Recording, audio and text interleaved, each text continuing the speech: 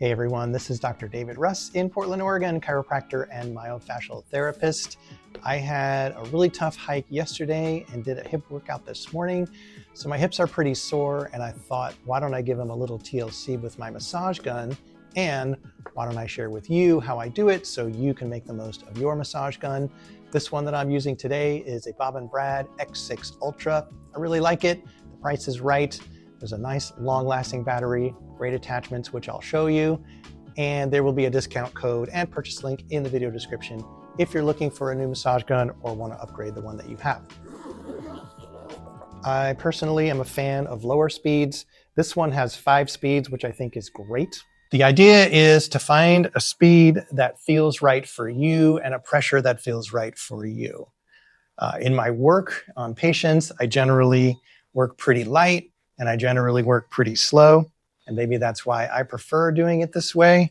So right now I'm using the flat, softest head just to get some general release in here, coming up and down my IT band, my quads. But I sit in this position so I can access the lateral thigh, and right up here between that big knobby bone called the greater trochanter and the top of the pelvis, there's always some really good stuff right in there. And from here, I can reach around and use it on the glute and the piriformis. Hitting the quads is really easy. Again, just starting off pretty general, using the flat, soft head. I want to make sure I get the vastus medialis, lateralis, and intermedius, as well as the rectus femoris. Don't be shy. Get up on your adductors. Now you have the big adductor tendon here. It's good to get behind it, onto the hamstring as well. Again, don't be shy. You can reach right up to the sit bone with this thing. It feels good. Now, this being the softest, broadest head, this is mostly just sort of a general treatment. We're going to get into something a little more specific now because I'm going to change to a smaller head.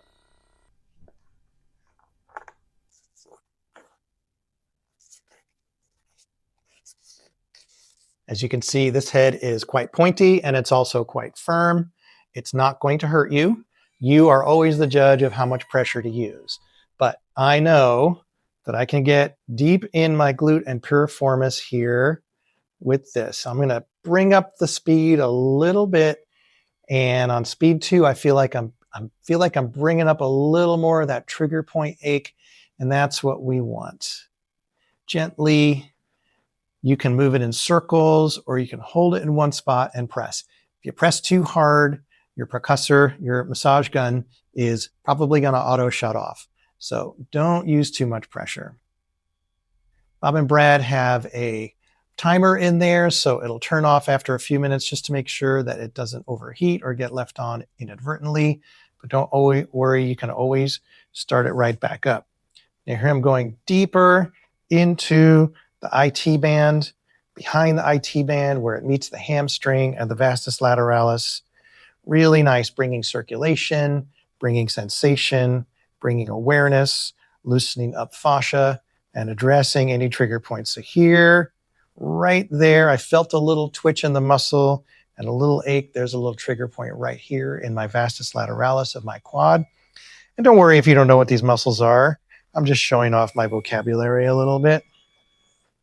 Now let's bring that up onto the adductor, right into the groin, bringing it up underneath and behind that adductor tendon, getting right on the sit bone here.